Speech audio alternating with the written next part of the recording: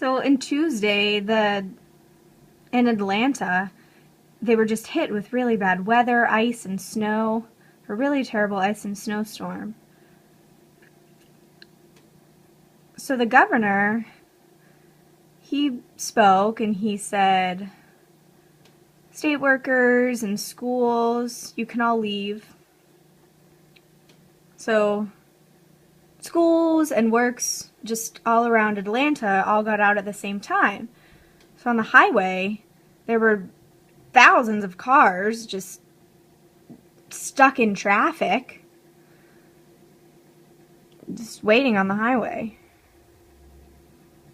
Collisions can happen that way. Cars can hardly move. They couldn't leave. They couldn't get out. They were stuck there. There were trailers that were taking up room and cars were sliding and they couldn't move. It was just terrible. So altogether there were about 100 collisions. People were stuck. They didn't know how to get through. They just kept waiting. They didn't know what to do. They didn't have anywhere to go. Children were in their schools or in school buses. They couldn't move. They were also just waiting. Cars would run out of gas. They didn't have anywhere to get gas. So places would open for the people stuck in the cars or the school buses to get warm, like schools or stores or churches. So they would open and they said, come on in, you can stay here and keep warm. Just people who were around there, they said, come on in. But people stuck in the cars were complaining. They said, we can't go anywhere. There was a pregnant woman in a car who was trying to get to the hospital to deliver her baby. She couldn't be stuck there, so the ambulance came and they took her to the hospital with the rest of her family.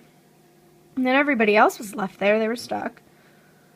Some cars were stuck all night. They didn't have any food or water. They didn't know where to get it.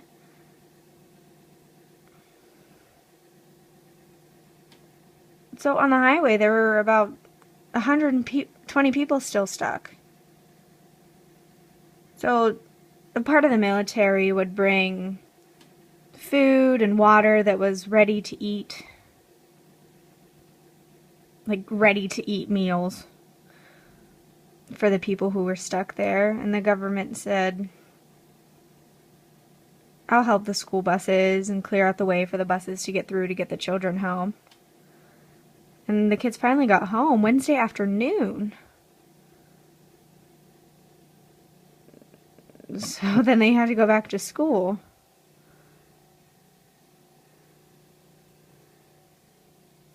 The same thing happened in Texas and like North and South Dakota.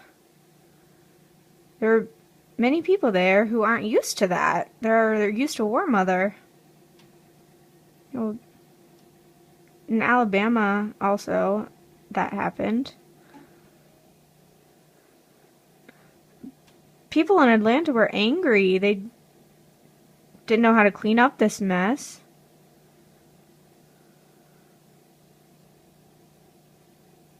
And the government said, you still have to go to school, you have to go to businesses, and everybody gets out at the same time every day.